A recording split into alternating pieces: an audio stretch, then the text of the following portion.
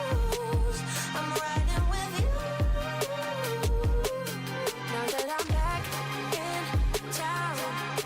Okay, there we go.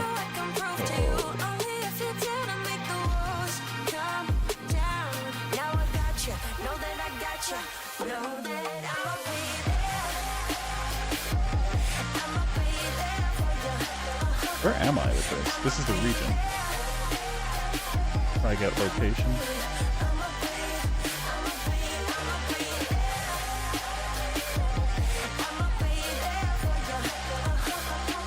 Right, you just get the location, you return the location. Gotcha. This is perfect.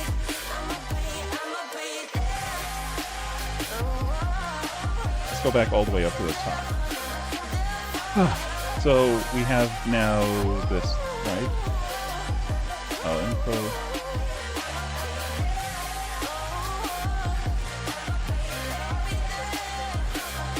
We try to get the location. We get one.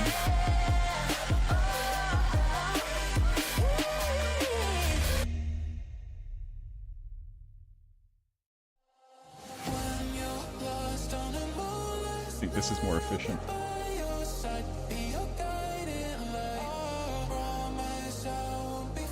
We have to do this twice though, but it's fine.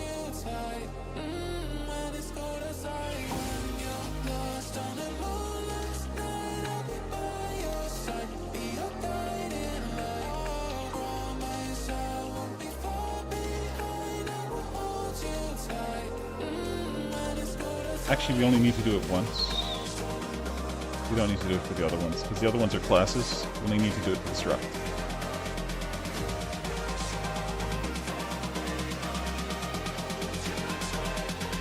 Yeah, this is the one.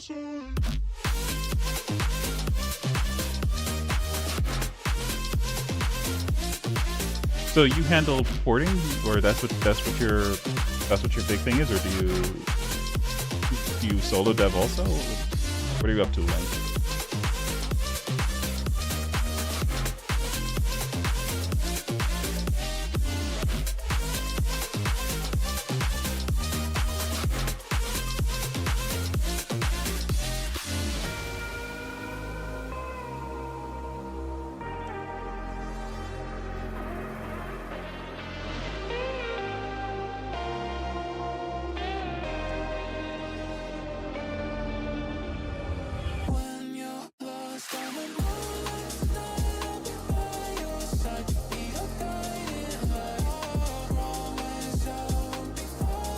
Interesting.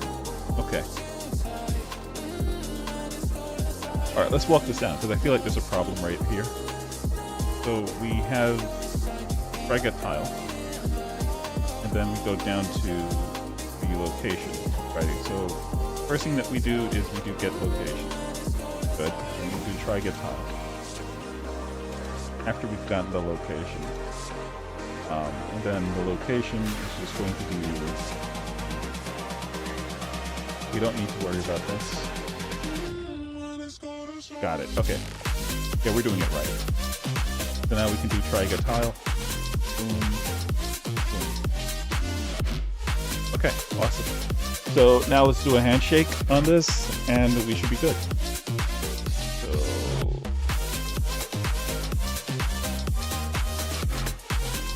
do public.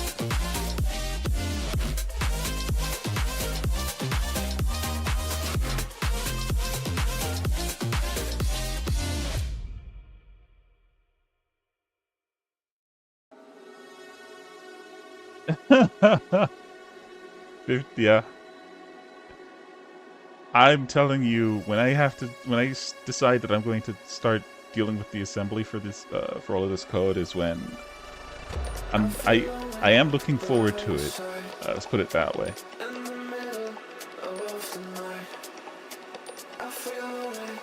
Like for this project, I should say.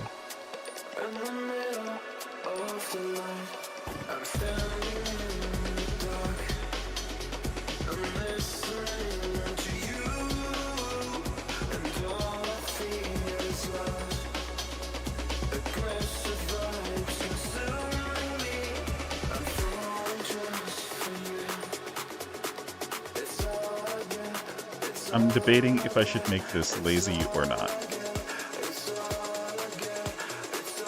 Because it has so much information.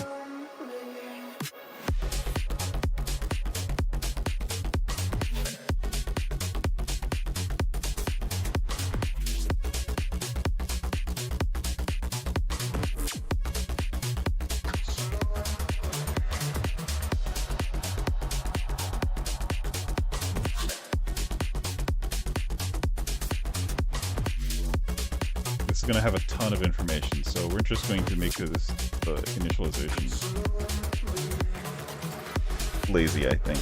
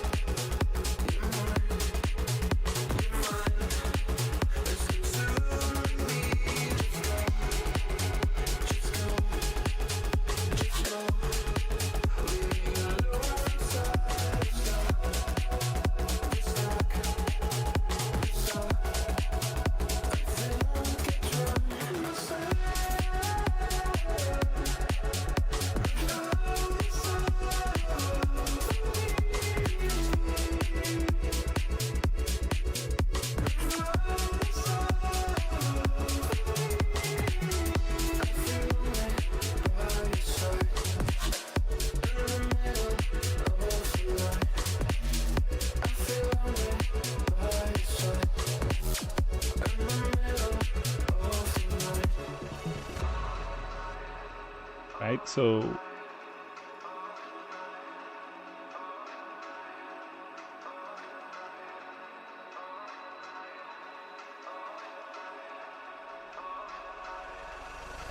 I feel lonely by your side in the middle of the night. I feel lonely by your side in the middle of the light. I'm standing in the dark. I'm listening to you, and all I fear is love. Aggressive vibes consuming me. I'm falling just for you. It's all again, it's all again, it's all again, it's all again, it's all again, so consume me.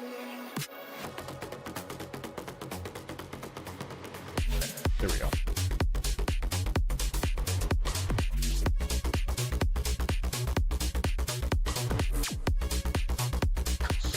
I think these 4 things you need to have, no matter what. Like, once we sample a tile off of the map, we should be able to get these 4 pieces of information, which should then allow us to get everything else off of the main map sample to populate the rest of this at any time that we want.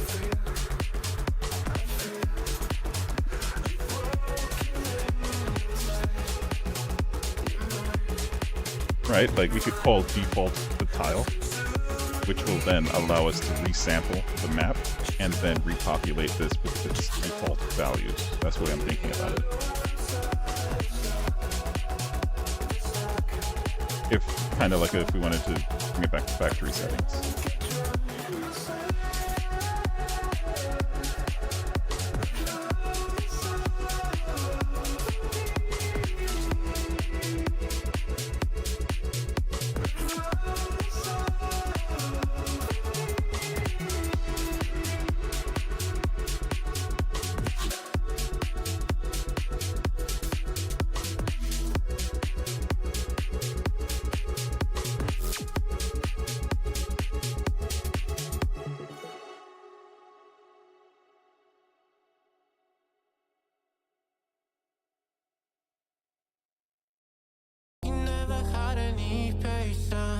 Like a vision you couldn't see clear, and now life's a conversation. You bet it's only one side of love. I hear you saying, you say you like me better all the way, and I swear that I try, but I was so blind. They say it works it if you let them stay, so I count my dice. So I think this can have 6 total.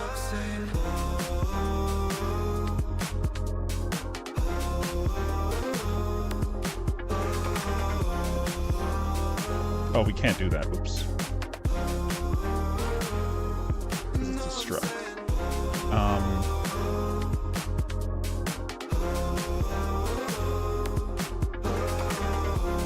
We do it over here.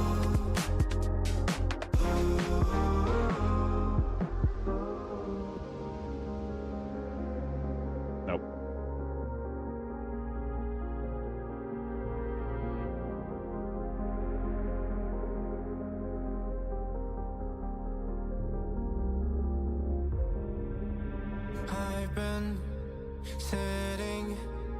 resting and drifting.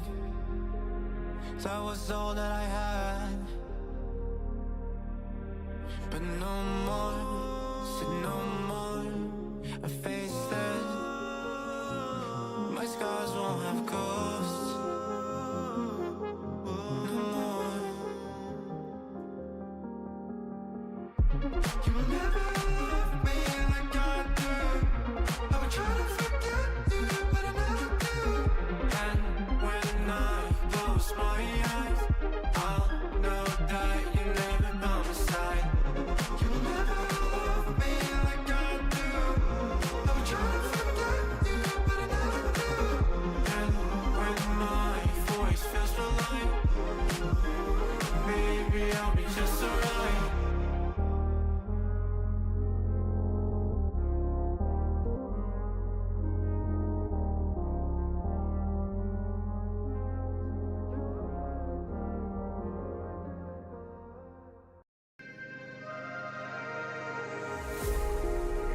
Leave it all a better man. Only had to try again for lifetimes. The only face we see enough to let him in. Writing on the walls inside is filled with our waste again.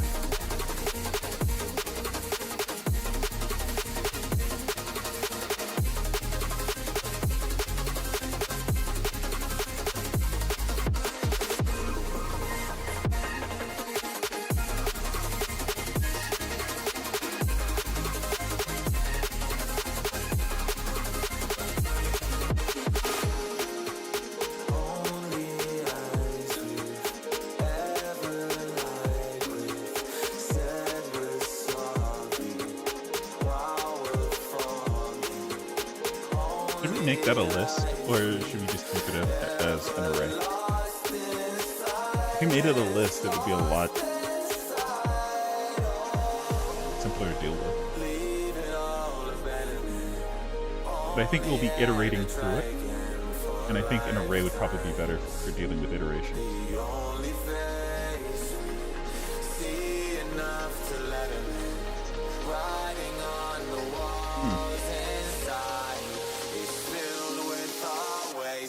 Again.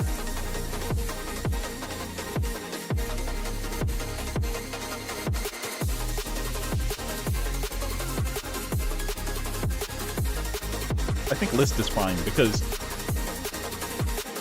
we won't be manipulating. We'll iterate through it, but we won't be manipulating the like we won't be removing or adding neighbors. Right? We'll be changing them, but that won't involve removing. That's just like overriding data on it.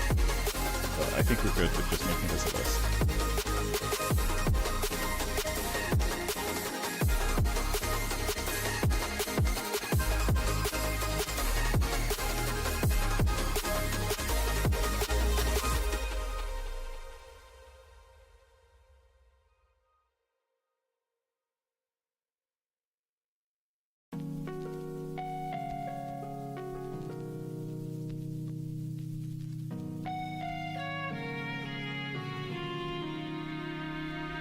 Be quiet. I hear the thunder. Can we do this here now? Away. It's like a noise in my head. Oh, this world hurts. This world hurts. It cuts you deep and leaves. Can't throw anything like that into constructively. Oh, this world hurts. This world hurts. It cuts you deep and leaves a scar. Curtains fall apart, and it frees your heart. It's no longer the All right, enjoy your food, man. same. Curtains fall apart. And I thought this was 1989. What the hell? It's no longer the same. We need to get out. Somebody forgot to set my calendar for the last couple of years, I guess.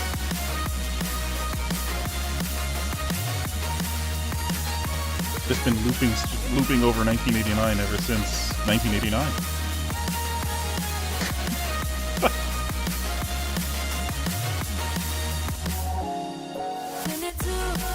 Oh, now you have me thinking 4 loops. Okay, Gabriel.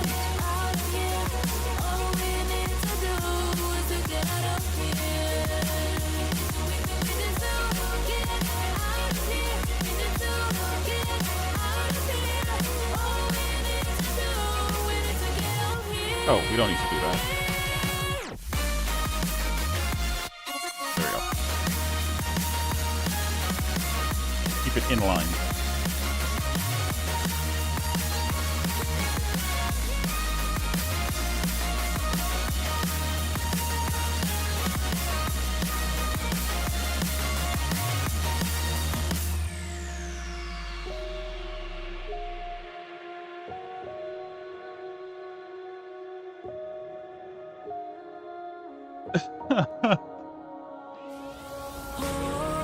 Beat you to it.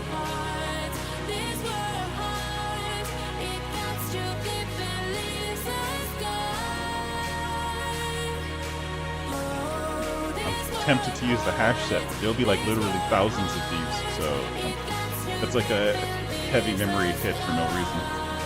So I think list is going to have to do it.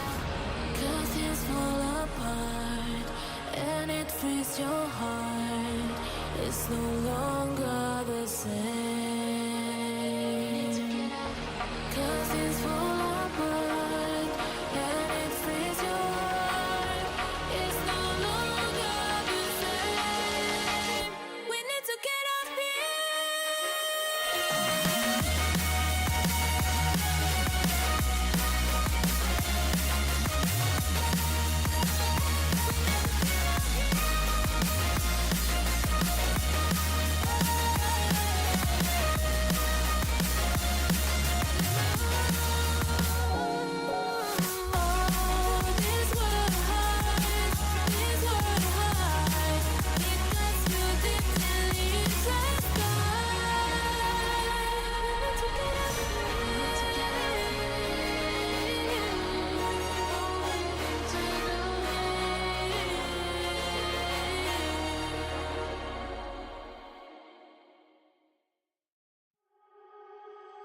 so heartless, and you don't care.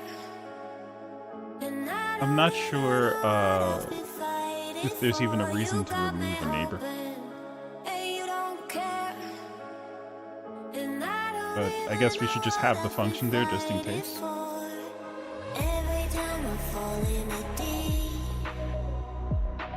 I can't fight it, I can't fight it. You wreck my mind, I'm losing my sleep. And you know that it's all that I need, so don't leave me alone.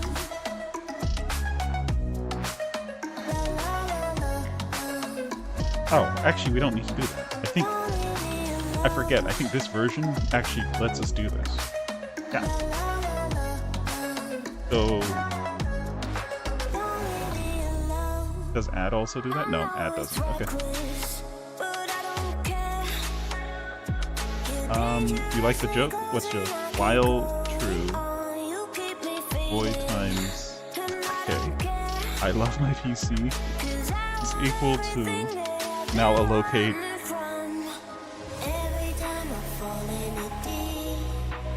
10737411824. That's only true half the time.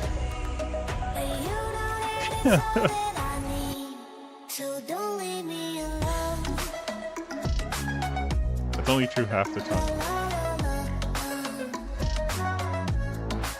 The other half, it's 1 terabyte. At least at the rate it's going now, right? Okay, I think we're good with the setup for dealing with our system now.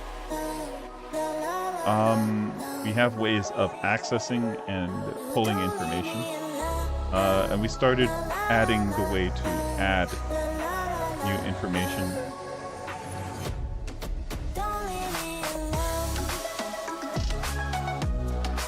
Yeah, we started with ways of adding new information. Here. we just need to walk this up. So basically, we're going to have the ability to add the tiles, going up, up, up, and away. I'm just thinking, would it be good to use inheritance for this? Right, like we could possibly handle it one time in an inherited member. That's what I'm trying to think of. And then just abstract it out. Is that a good thing? We do that. Because it's kind of the same thing being done. Like even with these other ones, it's kind of the same thing that we couldn't, because there's just enough differences that we couldn't get away with using that.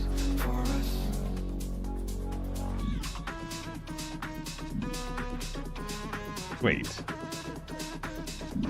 Wait. Am I dumb or not? I think I'm dumb.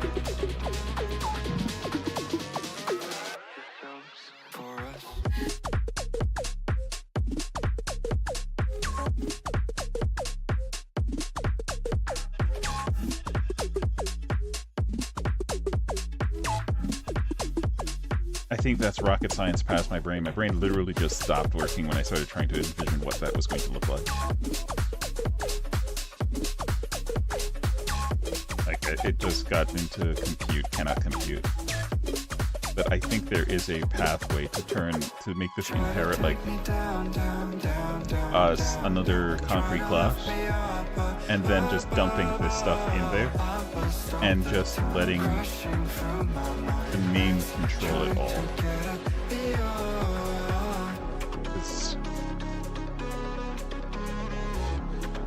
The only problem is that we lose then a little bit of resolution on when we do try get.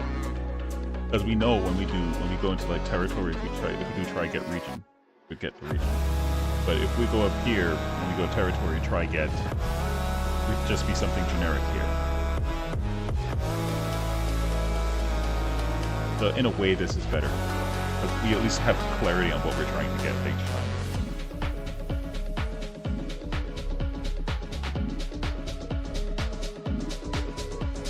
All right, let's keep it this way.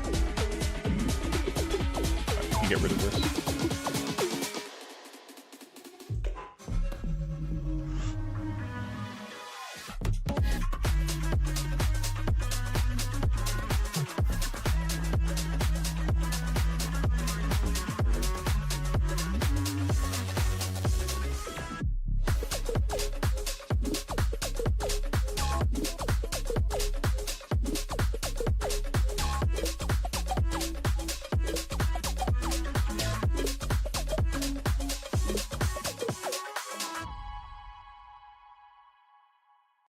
Here we are, we locked down in different cities, and our virtual connection falls apart.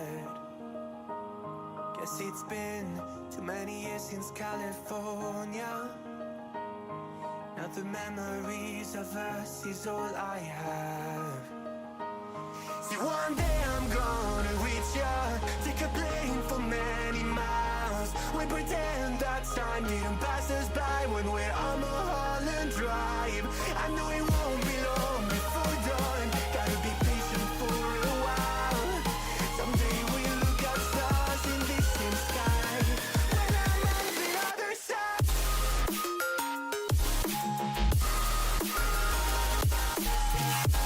Okay, so then up here now, we want to store all of the tiles that have names.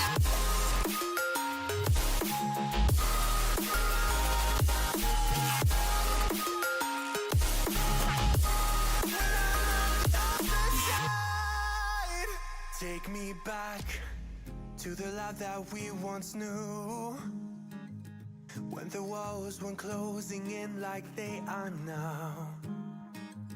Cause it's been too many years since California. I wish I could get there, I don't know how. See, one day I'm gonna We're gonna make it a dictionary. take a plane for many miles. We pretend that time didn't pass us by when we're on Mulholland Drive. I know it won't be long before dawn, gotta be patient for a while. Someday we'll look at stars in the same sky, when I'm on the other side.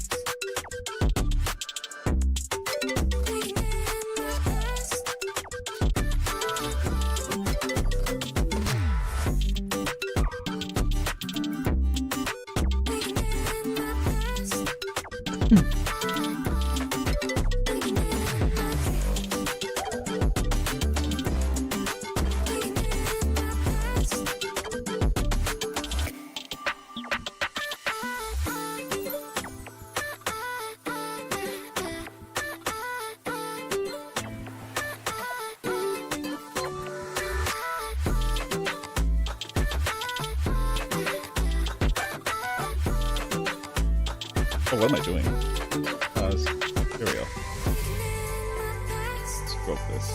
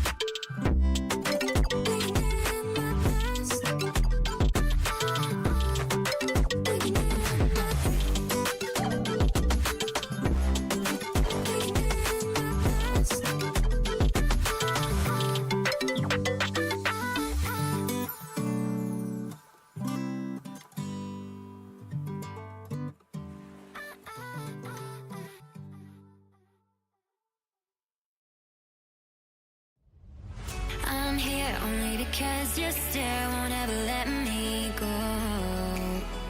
I'm here only cause I'm aware with you is better than all alone. Oh, oh, oh, say what you're dying to say. No, oh, tonight we're stars but we'll fade away. Go on and light me up, oh, go on and light me up while we're golden. Come on and light me up, oh, come on and light me up before we come down. Stars will always come down, so before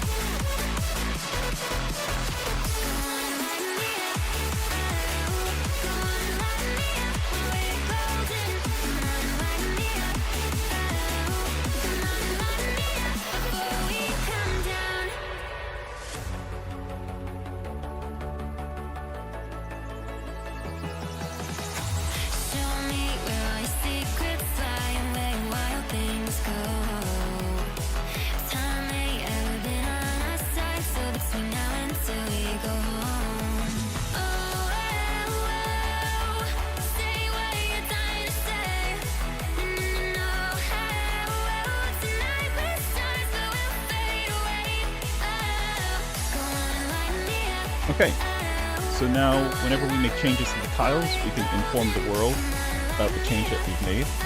And so now we can hook in this.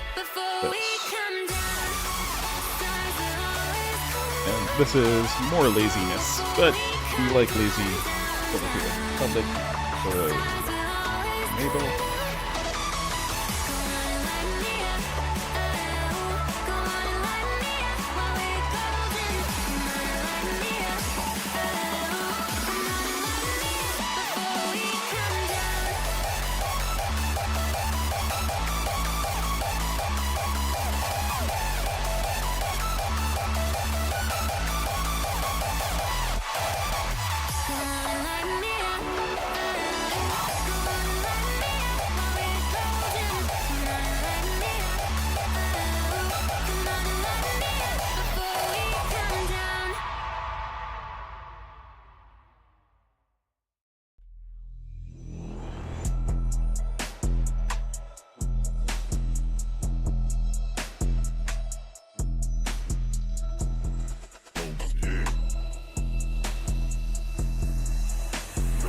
It's getting dark, I feel the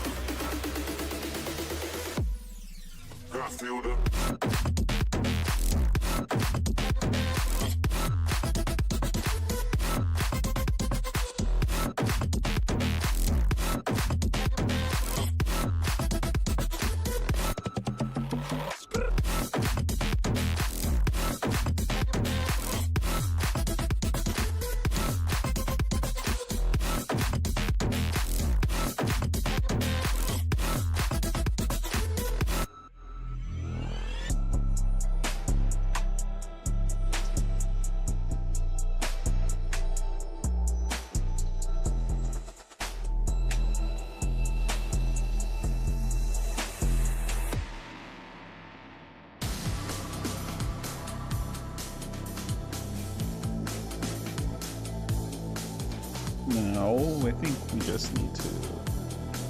We need the gold information. It's getting dark, I feel the Yeah, I think we do.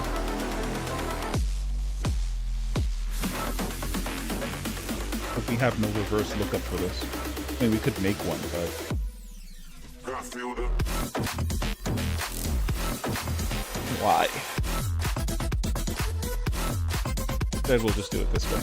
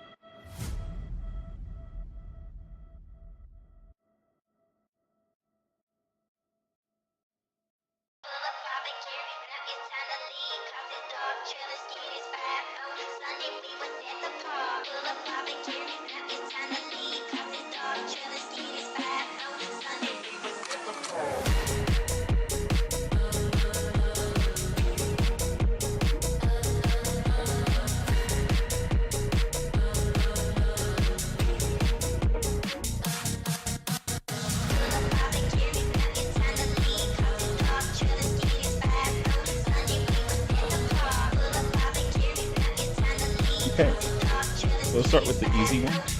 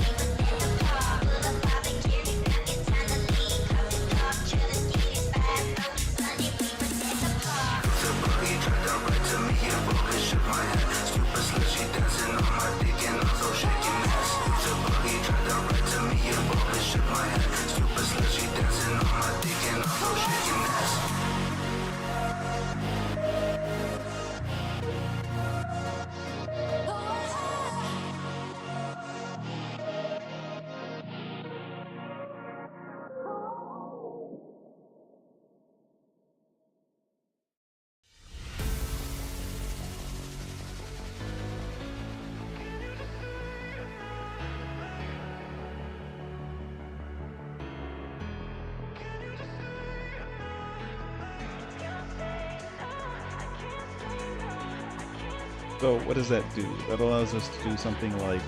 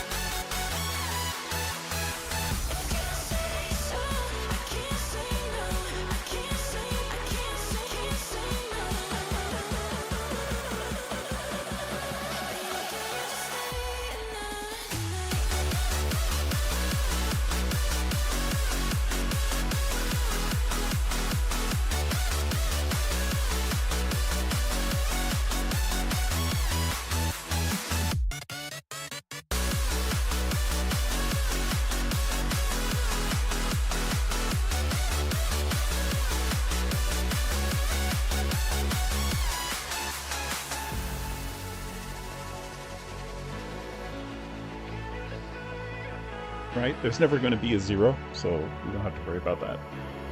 At the minimum, all numbers have to have a several, I think it's like 16 digits or 15 digits, whatever it was.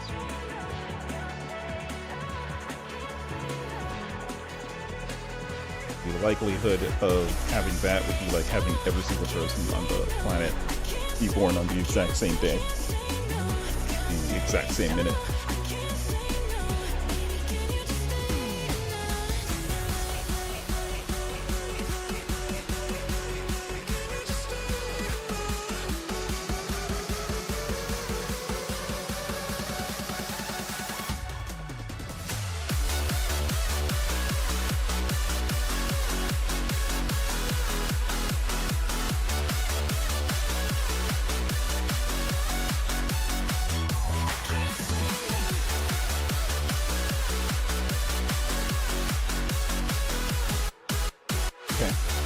So now we have a way of updating any tile name changes. Just decide to add the name.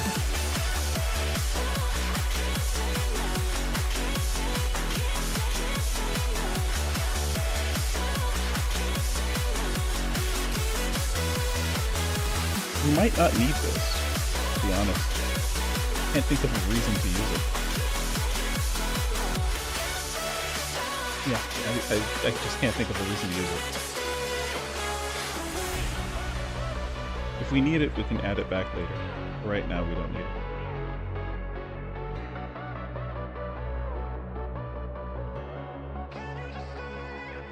Okay, so this one is a little bit different. We need to actually hold.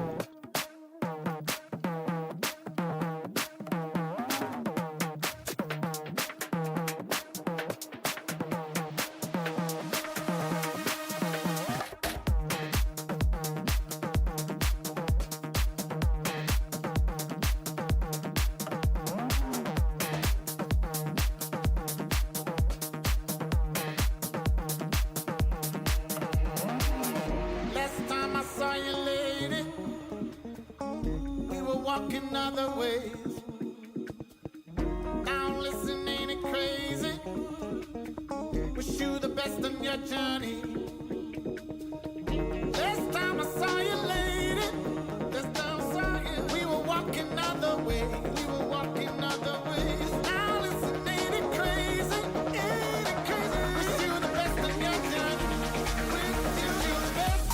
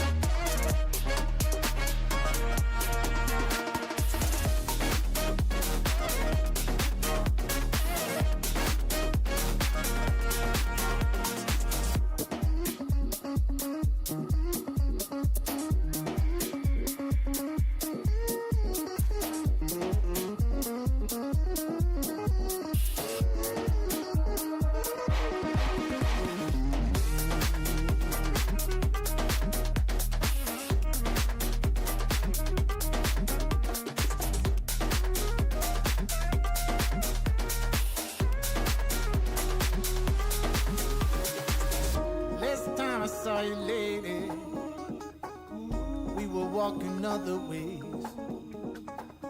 Now listen, ain't it crazy? Wish you the best in your journey. Last time I saw you, lady, last time I saw you, we were walking other ways, walking other ways. Now listen, ain't it crazy? Ain't it crazy? Wish you the best in your journey. Wish you.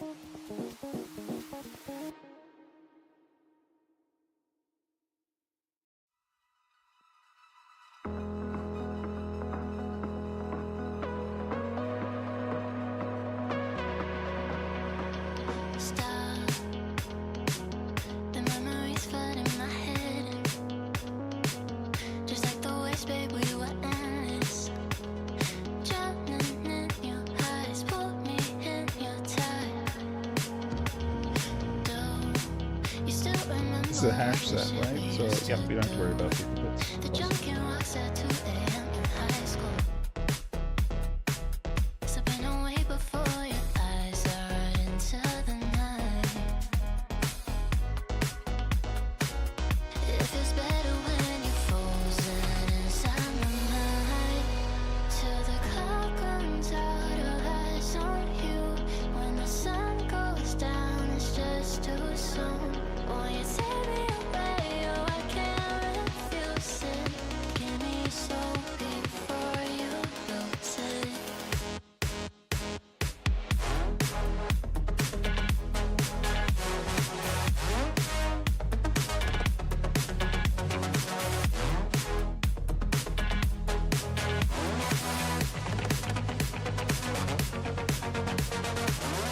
Will it last until tomorrow? It's fading now. I don't know when you're young. You're out there, still our eyes on you. They're watching over. Keep your composure. Be your controller. Circle round and round we went. Could you take me home again? Fireworks all in your eyes, telling me that it's alright. Till the clock runs out of eyes on you. When the sun goes down, it's just too soon. Won't you take me away? Oh, I can't refuse it. Give me soul before you lose it.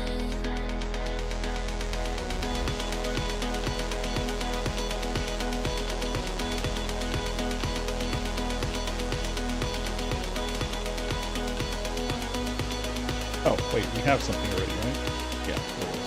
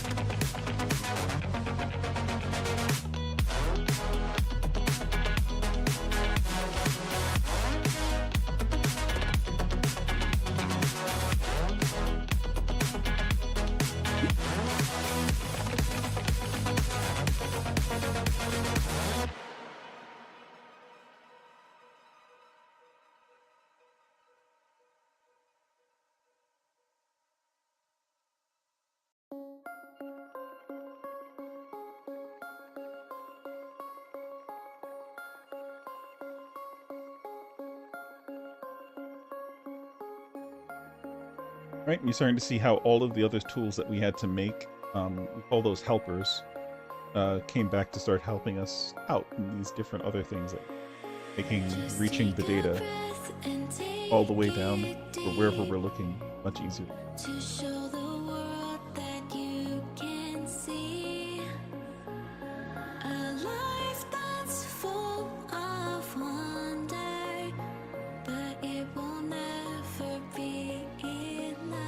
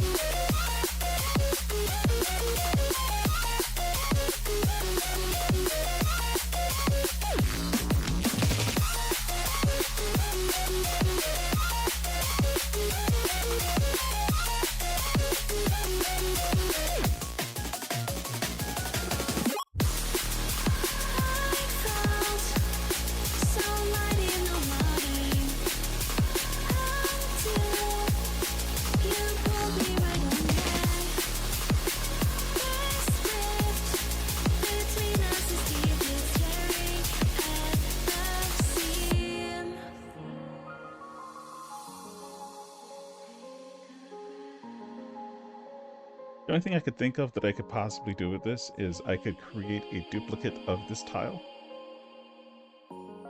and then pass it along as the old one, make the change on the reset, and then have it take care of things that way. So that's something that we could possibly do with this.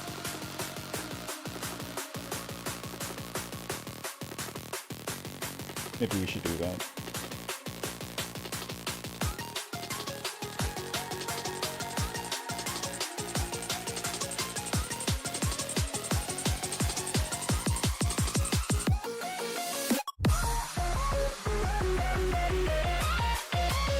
Yeah, we should do that. We'll do it later because we don't have,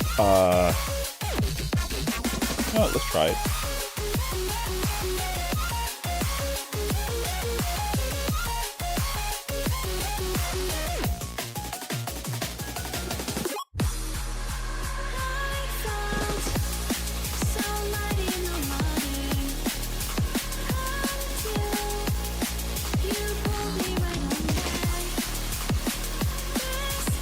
You need to name the ID to location ID.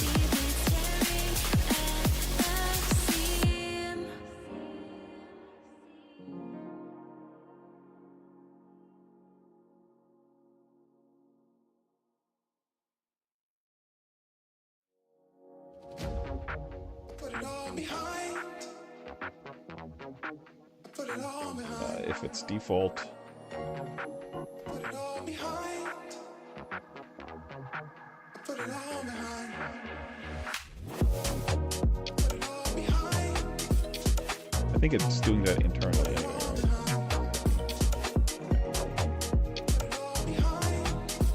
Then we do the reset here.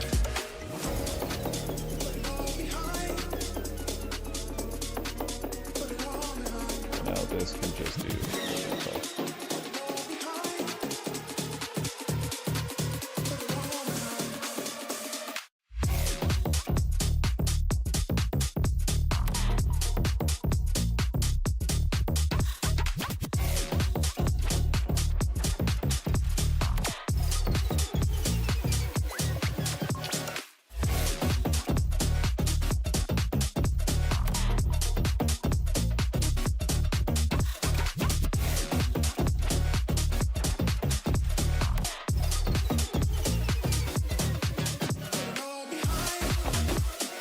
that looks fine.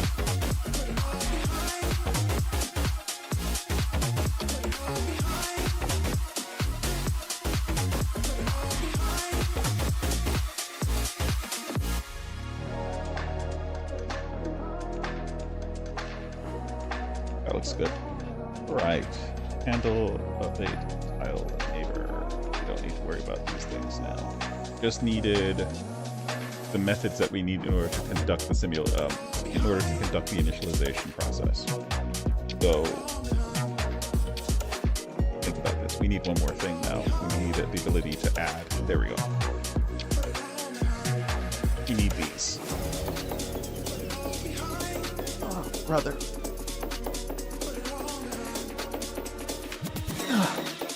Good news is we've made everything else. So setting this up is now a little bit easier. A lot easier.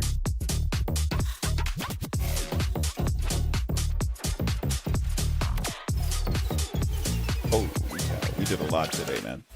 Holy. This is what I mean, like, today was going to definitely be, this is like a quarter of the way through the process.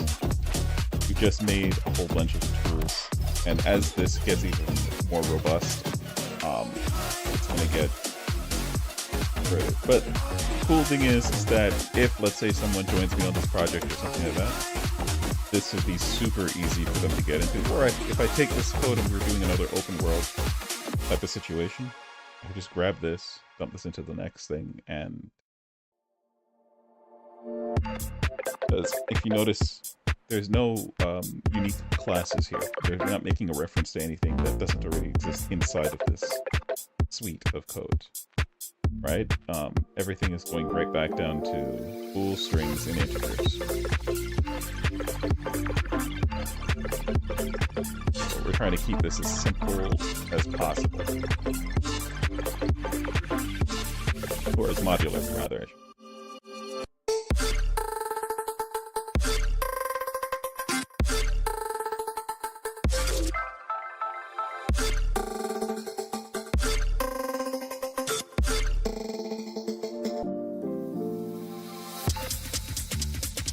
But whoever would come in now has like a ton of overloads and a ton of the future me, which is going to be the only other person probably that comes in to this project, is going to be like, oh, there's a method for that. I didn't expect that. And they're all just named properly, which is fantastic for me.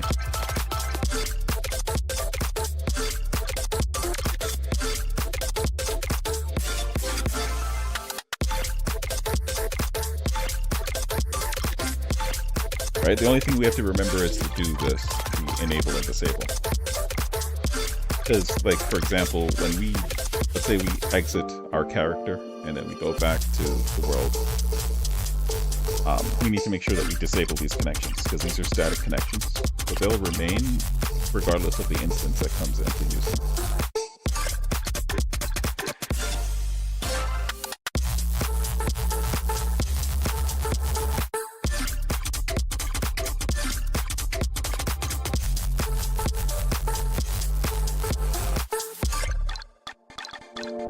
Okay, so after we generate the, after we, jumping ahead my brain.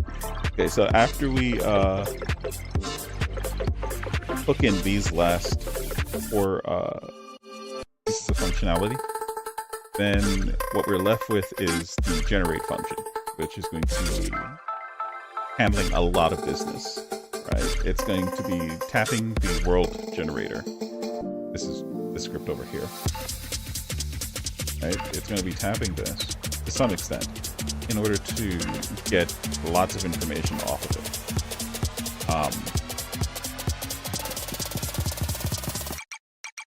Switch. Right? The info that it's going to try to pull off of it is going to deal with creating the world. I should actually call this world definition and not world state. That would make more sense.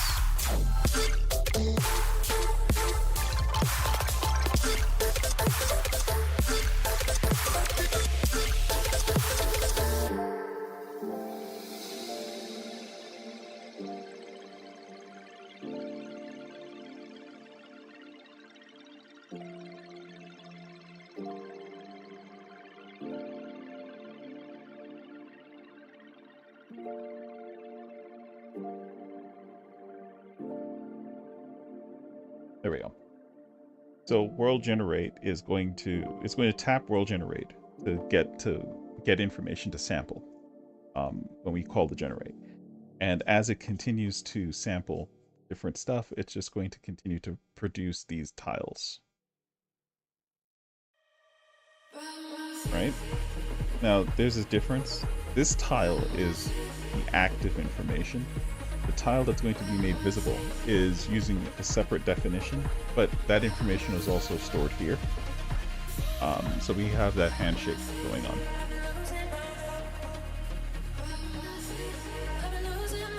Right, making sure we have parity.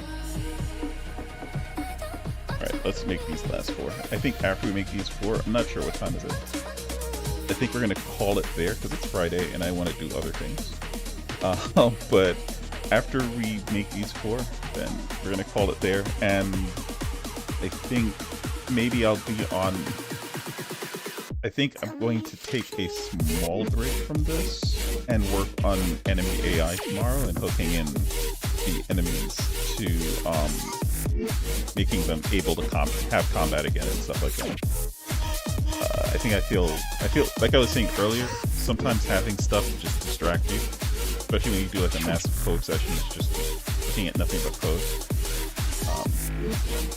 Yeah, sometimes you need a small break like that, like eating up some enemies.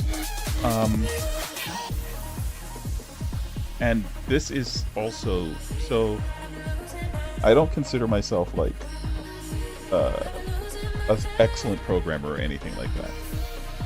But there's certain things that I can get away with that I don't recommend if you're not a programmer that is able to just read your code and know what it's going to do, or has very solid understanding of debugging, to be doing exactly like how I'm doing it. A lot of times when you're developing, you want to do this in such a way that you can test the code right away. Right? So like you do something and then you go into Unity and test it.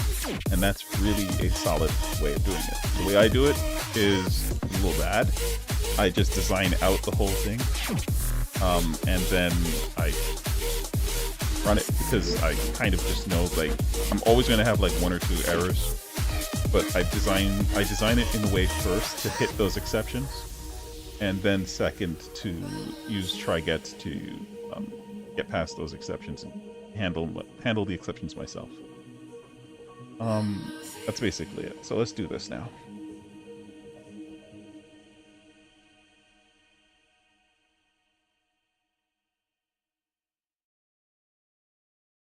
Got drunk off your lie, and I lost myself again. You hit it just like a drug. This time I won't let you in. You're playing with fire. No, I didn't numb the pain, but this time I won't collapse like I did yesterday. You broke my heart once again. I won't buy the dust in return. I can't give it, I can't give it, I won't give it this time. You broke my heart once again. With your breath and your bad for me. I can't give it, I can't give it. I've already run with the wolves. Far from the light of the day.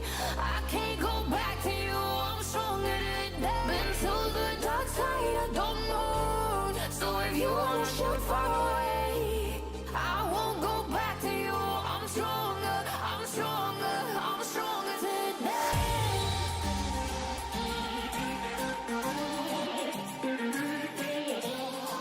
I'm stronger today.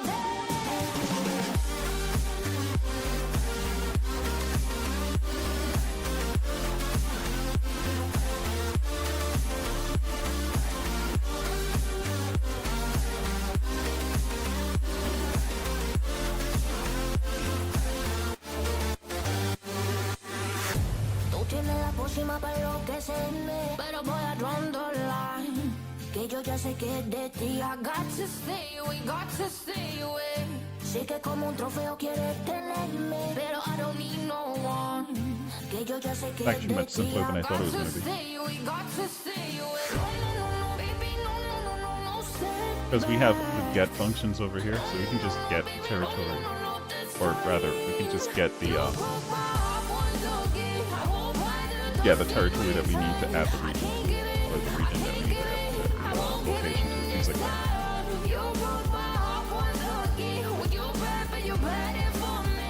I can't give it, I can't give it.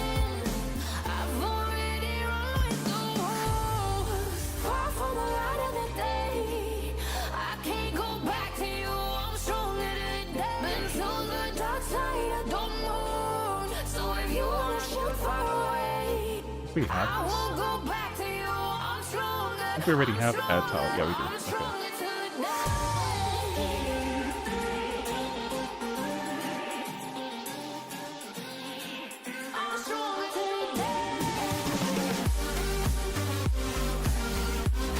Okay. Awesome.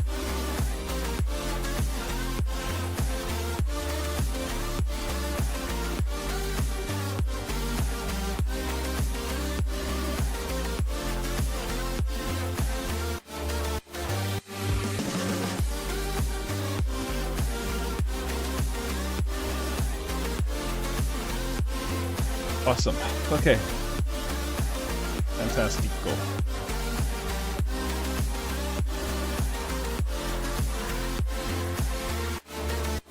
That was actually super fast. Like, for some reason, I thought it was going to be a lot harder.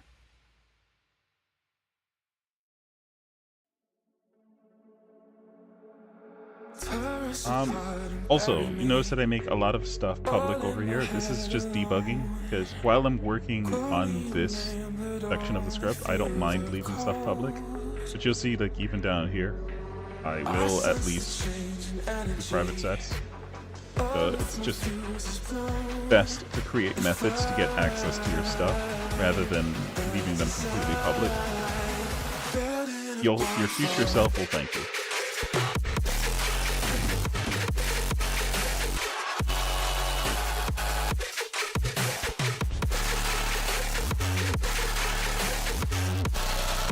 Okay, I think we're good. We're gonna call it there. Let me just go back to Unity, make sure we're not leaving any exceptions or anything like that. We do have a small bug, though, where the character just wasn't moving, or I couldn't click anything, but I don't know what that's about.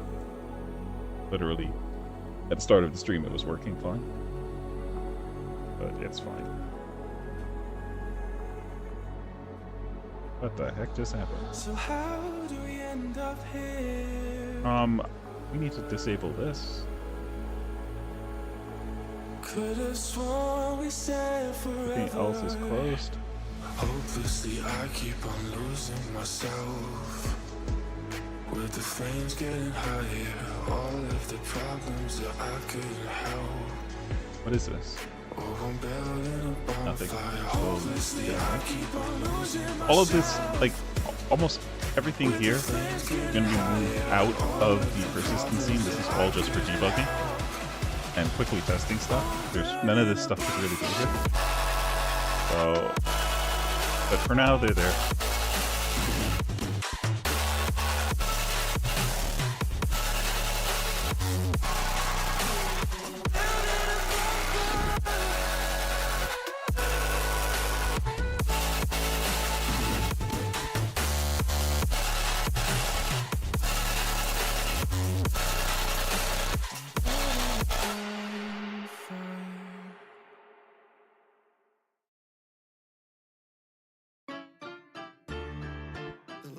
Were blinding me, electric pulses through my veins.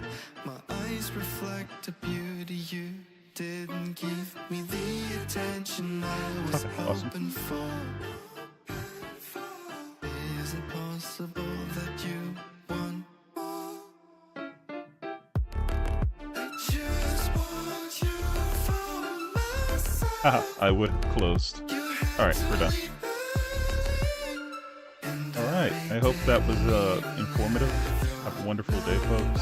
Thanks everyone for joining that did. Thanks for the conversation and all. Kazalik, Lane and all. Thank you very much. Okay.